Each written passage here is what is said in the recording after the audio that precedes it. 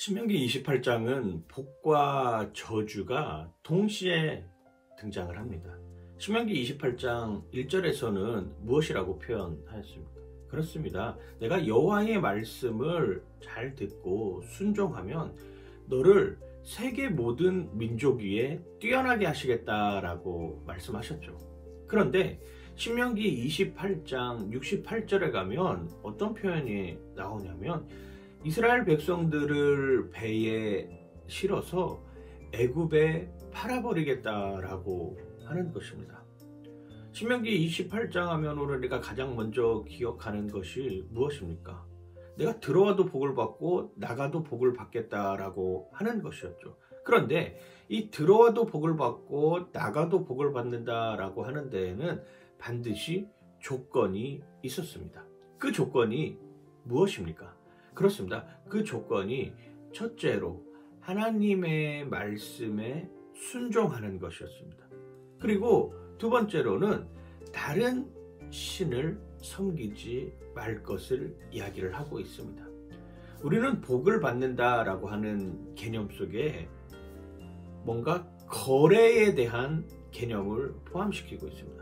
하나님 제가 이만큼 하면은 하나님 이거 해주셔야 되잖아요. 하나님 제가 10시간 기도하면 하나님이 10시간만큼의 복을 주셔야 되잖아요.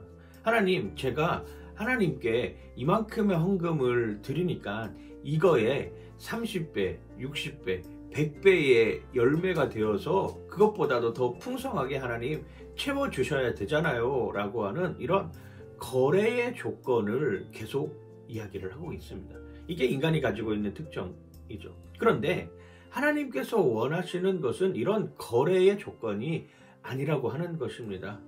내가 복을 받는다라고 하는 그 복의 개념이 무엇입니까? 그렇습니다. 바로 하나님과 함께하는 것, 그것이 바로 복이라고 하는 것을 잊어버리지 말아야 되는 것이죠. 그게 잊어버려지는 순간 내가 좋고 내가 상황이 나아지고 내가 여건이 괜찮고 우리 자녀들이 잘 되는 순간에는 좋은 하나님, 옳은 하나님이었습니다. 그런데 내가 상황이 나빠지고 힘든 여정이 반대고 그리고 내가 내 힘으로 조절할 수 없는, 컨트롤할 수 없는 상황이 오면 그때의 하나님은 나쁜 하나님, 옳지 않은 하나님으로 바뀌게 된다라고 하는 것이죠. 이건 복하고 상관이 없는 것입니다. 요셉의 이야기를 보면 요셉은 끊임없는 고난의 연속이었습니다. 형들은 요셉을 계속 시기 질투하였고요. 결국 구덩이를 파고 죽이려고까지 했습니다. 다행히 하나님의 은혜로 생명은 부지할 수 있었죠. 그런데 그 생명 부지가 어떠한 결과를 초래했습니까? 애굽으로 팔려가는 일을 겪게 되는 것입니다.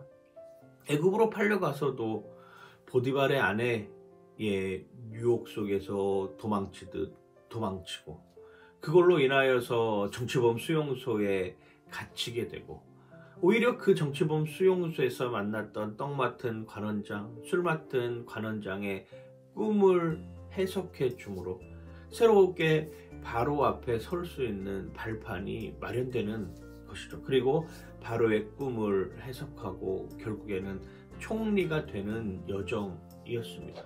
그런데 우리는 항상 결과만 주목하고 있는 것이죠. 그 결과는 총리가 되었다라고 하는 것입니다. 과정은 그냥 지나가는 삶으로 되는 것이고 결과가 총리가 되었다는 것, 요셉은 총리가 되었다, 너도 총리가 된다라고 하는 것을 우리는 생각하고 있는 거죠. 그런데 그렇지 않죠. 그 과정을 살펴보십시오. 만약에 정말 구덩이에서 죽는 상황이 왔다, 애굽으로 내가 팔려간다, 이러면 감당할 수 없는 이런 모습으로 서 있을 수밖에 없는 것이 인간입니다. 그런데 그런 상황이 오더라도 하나님이 함께 하시면은 해결받을 수 있을 것 같다. 하나님이 함께 하시면은 그 하나님의 계획대로 일이 진행된다라고 하는 것을 알아야 되는 것이죠. 오늘 우리의 신앙이 그런 모습이 되어야 합니다. 신명기 28장은 분명 복에 관한 이야기입니다. 그런데 그 복이 누구의 복이냐라고 하는 것이죠. 하나님과 함께하는 복이라고 하는 것입니다. 결국 복이라고 하는 것은 하나님을 경외하는 것에서부터 시작하고 그 경외하는 것으로부터 말미암아 내 상황과 내 처지와 상관없이 나는 하나님께 설 수 있는 모습이라고 하는 것이죠. 우리는 여기에 주목해야 되는 것이죠. 우리는 이걸 믿어야 되는 것입니다. 상황은 언제든지 변합니다. 상황은 언제든지 바뀔 수밖에 없고요. 그런데 그런 변하는 상황, 그런 변화는 과정 가운데 임하시는 하나님을 바라보는 여러분들 되시길 바랍니다. 하나님은 이제 이스라엘 백성들을 배에 태워서 애굽의 노예로 보내는 장면을 목격합니다. 자식을 누가 나쁜 사람에게 넘겨주는 사람이 어디 있겠습니까?